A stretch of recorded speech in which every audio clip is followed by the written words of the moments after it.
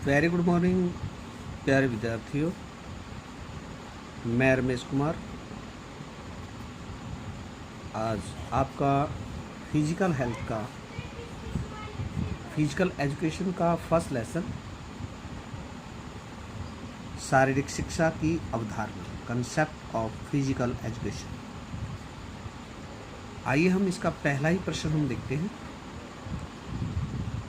शारीरिक शिक्षा से आप क्या समझते हैं? इसके लक्ष्यों पर प्रकाश करिए अथवा शारीरिक शिक्षा की परिभाषा देते हुए अर्थ स्पष्ट कीजिए अथवा शारीरिक शिक्षा से आपका क्या अभिप्राय है, विस्तार से लिखिए।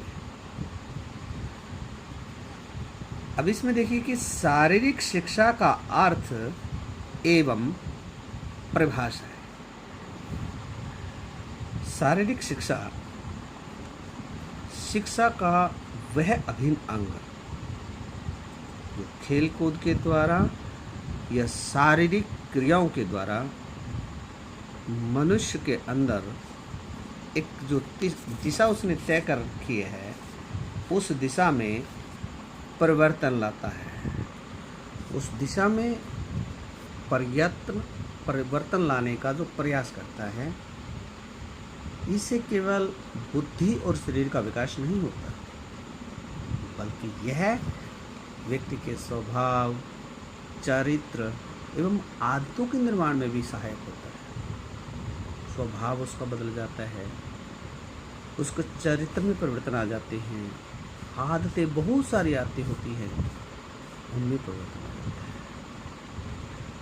शारीरिक शिक्षा के माध्यम से व्यक्ति के संपूर्ण शारीरिक, मानसिक और सामाजिक एवं संवेगात्मक इस समस्त प्रकार के परिवर्तन, शारीरिक परिवर्तन अगर वो कमज़ोर है तो सबल हो जाता है, मानसिक रूप से थोड़ा सा वो अगर कमज़ोर है तो सुदृढ़ हो जाता है, सामाजिक रूप से अगर उसकी पहले कुछ पहचान कम थी तो हो सकता है उसकी पहचान बहुत ज़्यादा हो जाए, संवेगात्मक पहले शायद हो सकता है चिड़चिड़ेपन से या तीखेपन से या कुछ गुस्सैल प्रवृत्ति का वो रहा हो, फिर उसके संवेगों में परिवर्तन आ जाता है। व्यक्तित्व का विकास होता है जिसमें संपूर्ण व्यक्तित्व का मतलब है जिसमें शारीरिक, मानसिक, सामाजिक एवं संवेगात्मक। तो शारीरिक शिक्षा ऐसी शिक्षा है जो व्यक्ति के जीवन को समृद्ध बनाने में प्रेरक सिद्ध होती है। व्यक्ति का जो जीवन है वो सिद्ध होने का मतलब है सार्थक होना, और उसमें प्रेरणादायी होती है शारीरिक शिक्षा। तो शारीरिक शिक्षा शारीरिक विकास के साथ शुरू होती है और मानव जीवन में पूर्णता की ओर ले जाती है। जैसे स्वामी विवेकानंद कहते हैं कि every soul of the world has come to be perfect. हर आत्मा जो आई है वो पूर्णत्व को प्राप्त करने आई है।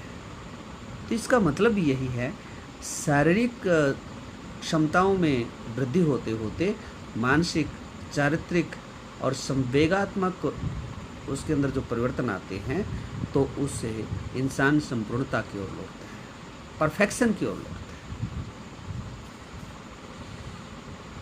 जिसके परिणाम स्वरूप एक हष्ट पुष्ट और मजबूत शरीर, अच्छा स्वास्थ्य, मानसिक स्फूर्ति, सामाजिक एवं भावनात्मक संतुलन रखने वाला व्यक्ति बन जाता है।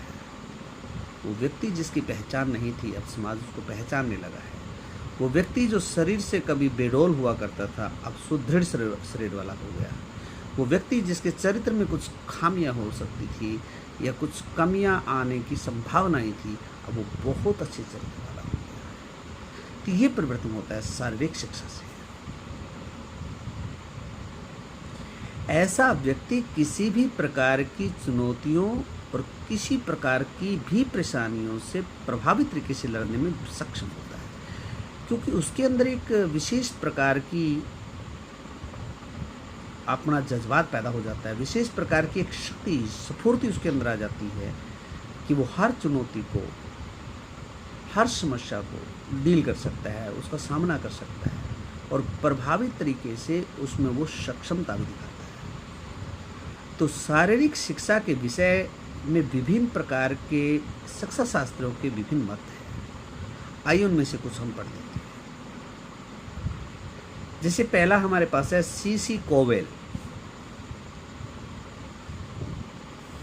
सीसी कोवेल, अब सीसी कोवेल का कहना है कि शारीरिक शिक्षा जो है एक व्यक्ति विशेष, हर किसी का नहीं, व्यक्ति विशेष के सामाजिक व्यवहार में वो परिवर्तन होता है जो बड़ी मांसपेशियों और उनसे संबंधित गतिविधियों की प्रेरणा से उपजता है।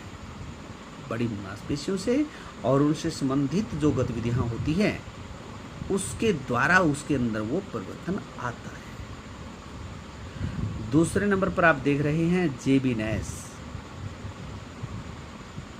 उनके अनुसार क्या है, शारीरिक शिक्षा के संपूर्ण क्षेत्र का वह भाग जो बड़ी मांसपेशियों से होने वाली क्रियाओं और उनसे संबंधित प्रतिक्रियाओं से संबंध रखता है। क्रिया और प्रतिक्रिया, जैसे साइंस के विद्यार्थी एक्शन एंड रिएक्शन पढ़ते हैं। Every action has an reaction and action and reaction are equal and opposite to each other.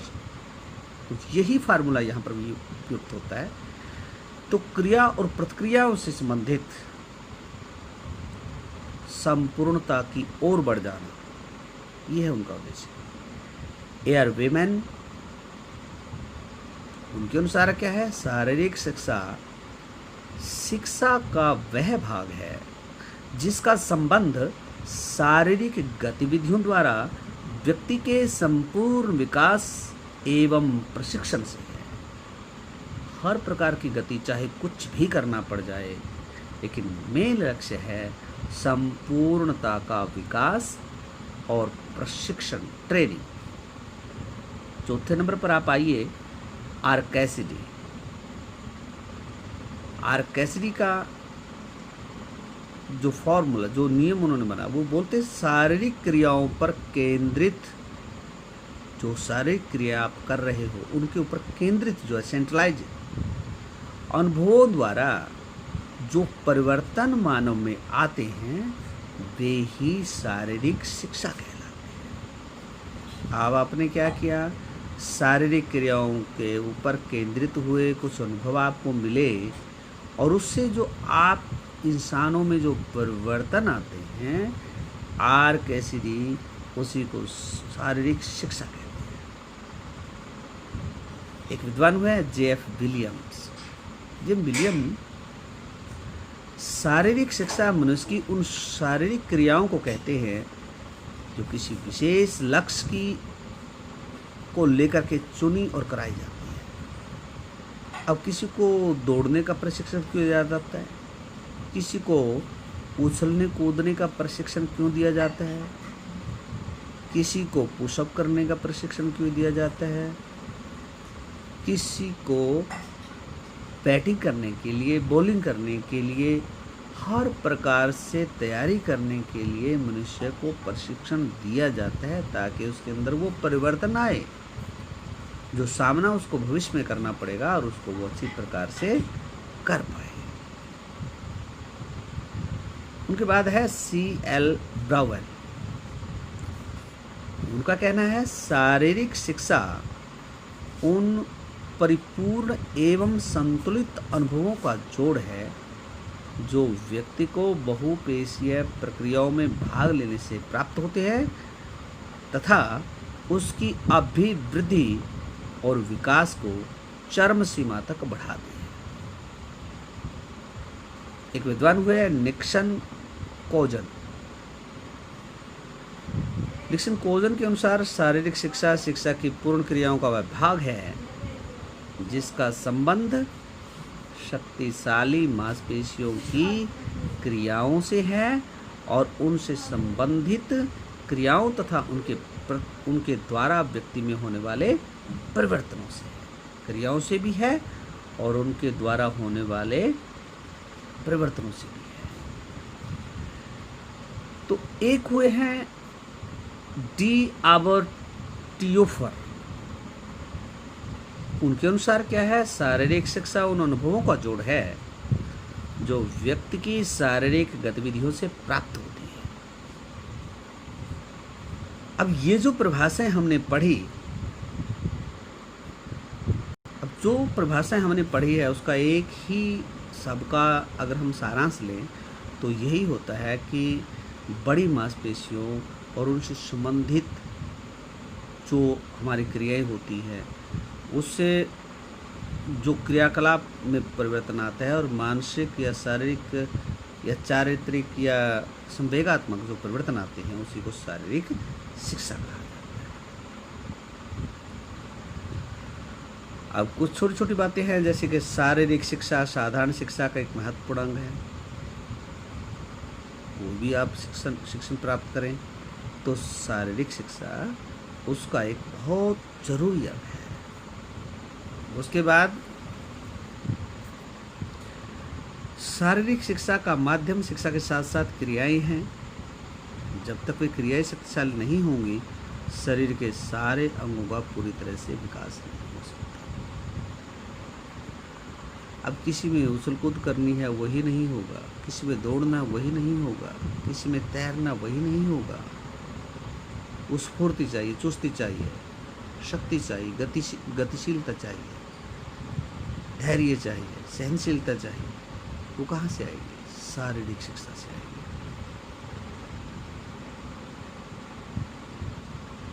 शारीरिक शिक्षा का उद्देश्य केवल शारीरिक विकास नहीं है बल्कि सामाजिक, मानसिक और भावनात्मक विकास करना है।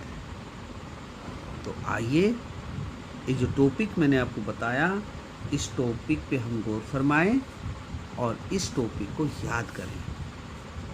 और हाँ, अभी जो लॉकडाउन चल रहा था उसमें कुछ ढील दे दी गई है, लेकिन ढील का मतलब ये नहीं कि हम अपनी सावधानी को छोड़ दें।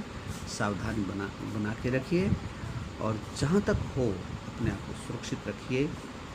ज़रूरी है आपके लिए, आपके समाज के लिए, आपके देश के लिए। और ख्याल रखिए कि आपको अपने स्कूल का जो दैनिक कार्य है वो दिन प्रतिदिन बड़ी लगन और मेहनत के साथ करना है, जिससे आपका विकास संभव है और देश का विकास संभव है। जय हिंद, जय भारत।